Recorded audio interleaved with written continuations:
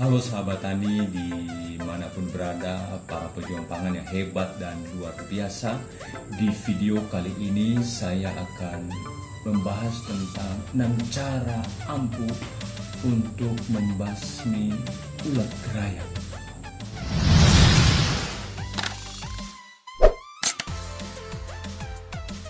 Bagi sahabat tani yang belum subscribe channel ini, silakan subscribe dan aktifkan notifikasi loncengnya agar supaya dapatkan informasi terbaru dari channel ini.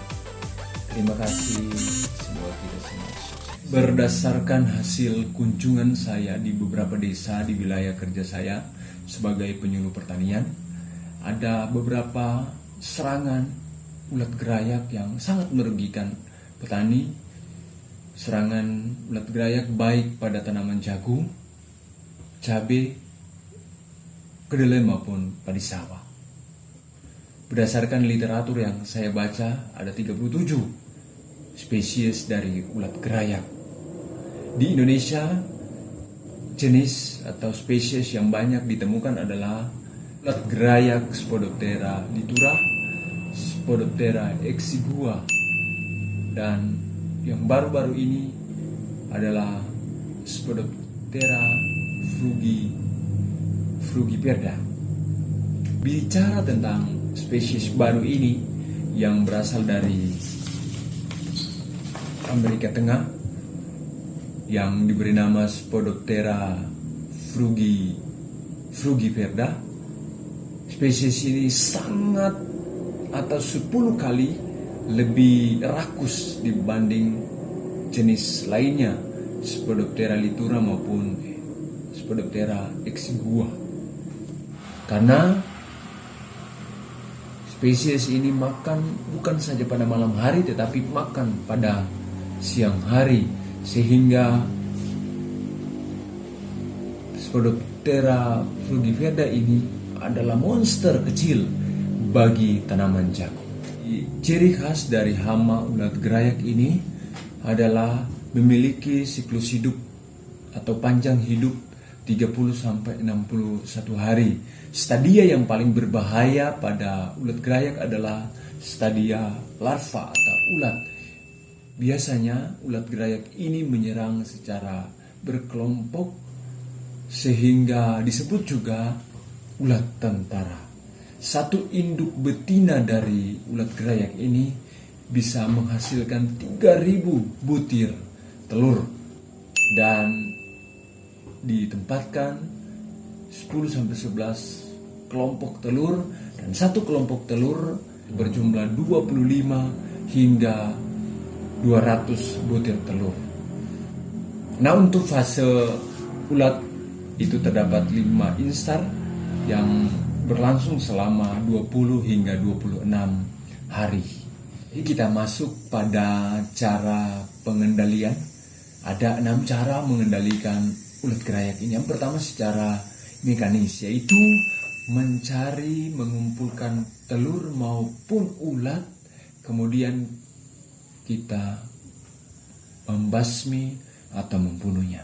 Yang kedua adalah pengendalian secara kultur teknis. Kultur teknis adalah salah satu taktik memanipulasi lingkungan untuk membuat ketidakcocokan hama pada suatu lingkungan dengan mengganggu siklus reproduktif, mengeliminasi makanan, dan membuat lingkungan cocok terhadap perkembangan musuh alami. Contohnya atau caranya pengolahan tanah. Pengolahan tanah sebaiknya dilakukan 2 minggu sebelum tanam, dan jika pada tanaman cabai, bedengan kita bungkus dengan mulsa plastik, dan 2 minggu jangan dulu ditanam, dibiarkan. Itu dinamakan proses solarisasi tanah. Yang ketiga, pembersihan gulma di sekitar tanaman atau pada parit. Ini pengendalian ulat gerayak. Yang ketiga adalah introduksi agen hayati atau memasukkan agen hayati. Agen hayati yang dapat digunakan adalah bakteri Bacillus thuringiensis. Agen hayati yang kedua adalah nuclear polyhedrosis virus. Ya, teknik pengendalian yang keempat ya sahabat tani adalah pemasangan perangkap ngengat atau serangga dewasa. Yang dapat digunakan adalah pemasangan perangkap seks feromon, ya. Yang kedua, penggunaan perangkap cahaya dipasang pada lahan kita. Teknik pengendalian yang kelima adalah pemanfaatan musuh alami. Yang pertama adalah parasitoid. Ada 3 jenis parasitoid. Yang pertama parasitoid Hipposoter exigua, parasitoid Lespecia archipivora, parasitoid Chelonus insularis, ya.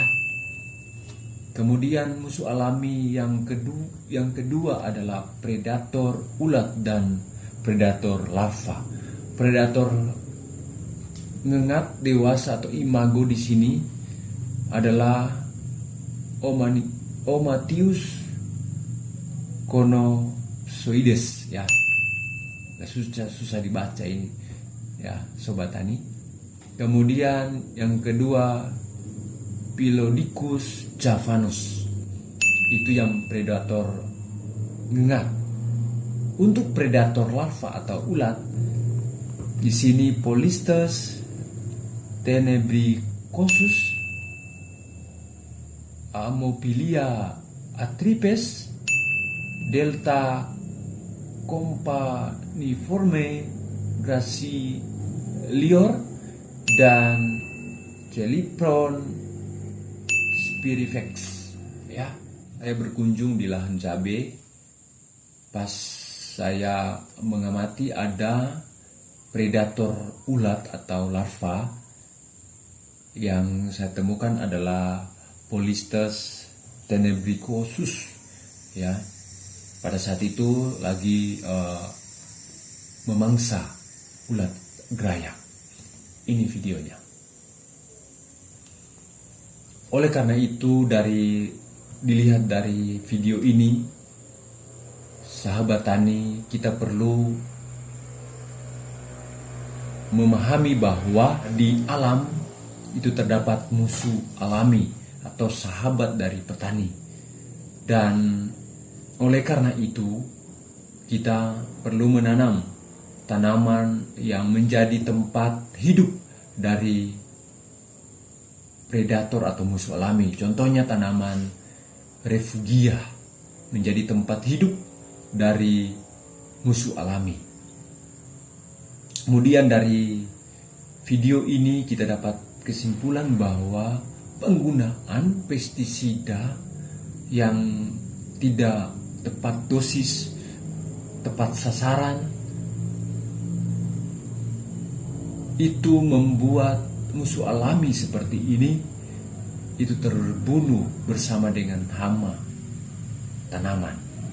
Oleh karena itu disarankan dalam penggunaan pestisida atau insektisida itu kita gunakan dengan sebaik mungkin dengan membaca aturan penggunaan yang ada. Jika masih bisa dikendalikan dengan cara mekanis, kultur teknis, introduksi agen hayati, ataupun penggunaan predator musuh alami, kita gunakan itu terlebih dahulu sebelum menggunakan penggunaan racun atau pestisida. Nah, teknik pengendalian yang terakhir atau yang keenam adalah penggunaan insektisida atau pestisida. Di sini adalah ada contoh-contoh pestisida atau insektisida yang dapat digunakan. Namun seperti yang saya katakan tadi, sebelum menggunakan pestisida atau insektisida, kita baca dahulu aturan penggunaan pestisida. Demikian informasi yang dapat saya sampaikan. Semoga informasi ini bermanfaat bagi kita semua.